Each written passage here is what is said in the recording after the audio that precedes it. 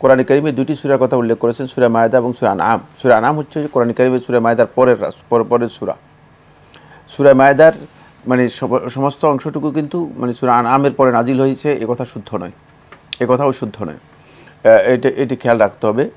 আর দ্বিতীয় নম্বর হচ্ছে এখানে কোনো ধরনের কন্ট্রাডিকশন নেই, দুটি আয়াতের মধ্যে কোনো কন্ট্রাডিকশন নেই। আপনার কাছে মনে হচ্ছে যে কন্ট্রাডিকশন রয়েছে, কারণ আল্লাহ সুবহানাহু ওয়া তাআলা যে আয়াতের মধ্যে আল্লাহ সুবহানাহু ওয়া তাআলা বলেছেন যে উহিল্লা লাকুমুত তাইয়্যিবাত, তোমাদের জন্য পবিত্র জিনিস হালাল করা হয়েছে, পবিত্র জিনিসের মধ্যে সে কথা রয়ে গিয়েছে।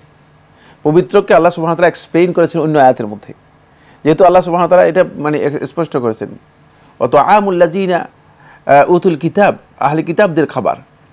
তো আহলে কিতাবদের খাবার আর তাইয়্যিবাত এটাকে হালাল করা হয়েছে কোন শর্তে? ওই শর্তটা সূরা আনআমের মধ্যে উল্লেখ করা হয়েছে, সেটা হচ্ছে ওয়ালা তাকুলু বিম্মা লাম ইউযকার ইসমুল্লাহি আলাইহি, তোমরা ওইটা খেতে পারবে না যেখানে আল্লাহ তাআলার নাম উচ্চারণ করা হয়নি। আল্লাহর নাম উচ্চারণের মাধ্যমে তাইয়্যিবা পবিত্র হয়েছে, তাইয়্যিবাত হবে, ওনাতে তাইয়্যিবাত হবেই না, ওনাতে তাইয়্যিবাত হওয়ার সুযোগ নেই, যেহেতু অন্যথায় সেটাকে মাইতা বলা হবে। ওয়া হুররিমাত আলাইকুমুল মাইতাতু ওয়াদ-দামু ওয়া লাহমুল খিনজিরি ওয়া মা উহিল্লা লিগাইরিল্লাহি বিহি, একেবারে স্পষ্ট করে দেওয়া হয়েছে, ওয়া মা উহিল্লা লিগাইরিল্লাহি বিহি, একেবারে স্পষ্ট করে দেওয়া হয়েছে। সুতরাং এগুলো সবগুলো হারাম।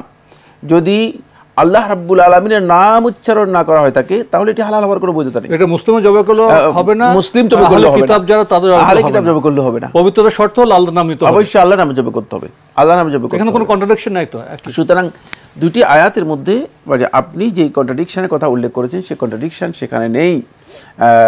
বাকি যে বিষয়টি আপনার কাছে হয়তো কনফিউশনের বিষয় সেটা হলো আপনি মনে করেছেন যে আহলুল কিতাবের জবাই করা মুতলাকান হালাল, মুতলাকান বলতে উইদাউট এনি কন্ডিশন, কোনো ধরনের শর্ত নেই, শর্ত ছাড়াই পবিত্র হতে হলে তো শর্ত থাকবে। কিন্তু না, এই কথা শুদ্ধ নয়, কারণ আহলে কিতাবদের মধ্যে অনেকেই যদি আল্লাহর নাম বাদ দিয়ে অন্য নামে জবাই করে তাকে হালাল হবে কিভাবে?